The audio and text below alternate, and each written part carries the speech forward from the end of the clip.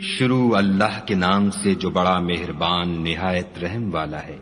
اے محمد صلی اللہ علیہ وآلہ وسلم، جب منافق لوگ تمہارے پاس آتے ہیں تو ازراہ نفاق کہتے ہیں کہ ہم اقرار کرتے ہیں کہ آپ بے شک خدا کے پیغمبر ہیں، اور خدا جانتا ہے کہ در حقیقت تم اس کے پیغمبر ہو، لیکن خدا ظاہر کیے دیتا ہے کہ منافق دل سے اعتقاد نہ رکھنے کے لحاظ سے جھوٹے ہیں۔ انہوں نے اپنی قسموں کو ڈھال بنا رکھا ہے اور ان کے ذریعے سے لوگوں کو راہ خدا سے روک رہے ہیں۔ کچھ شک نہیں کہ جو کام یہ کرتے ہیں برے ہیں۔ یہ اس لیے کہ یہ پہلے تو ایمان لائے پھر کافر ہو گئے تو ان کے دلوں پر مہر لگا دی گئی، سو اب یہ سمجھتے ہی نہیں۔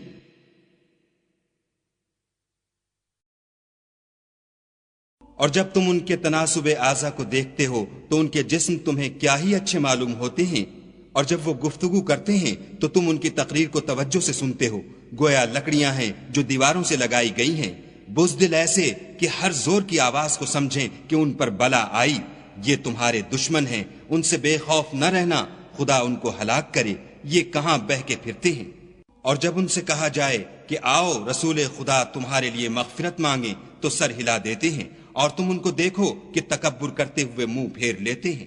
تم ان کے لیے مغفرت مانگو یا نہ مانگو، ان کے حق میں برابر ہے، خدا ان کو ہرگز نہ بخشے گا، بے شک خدا نافرمان لوگوں کو ہدایت نہیں دیا کرتا۔ یہی ہیں جو کہتے ہیں کہ جو لوگ رسول خدا کے پاس رہتے ہیں ان پر کچھ خرچ نہ کرو، یہاں تک کہ یہ خود بخود بھاگ جائیں، حالانکہ آسمانوں اور زمین کے خزانے خدا ہی کے ہیں، لیکن منافق نہیں سمجھتے۔ کہتے ہیں کہ اگر ہم لوٹ کر مدینے پہنچے تو عزت والے ذلیل لوگوں کو وہاں سے نکال باہر کریں گے، حالانکہ عزت خدا کی ہے اور اس کے رسول کی اور مومنوں کی، لیکن منافق نہیں جانتے۔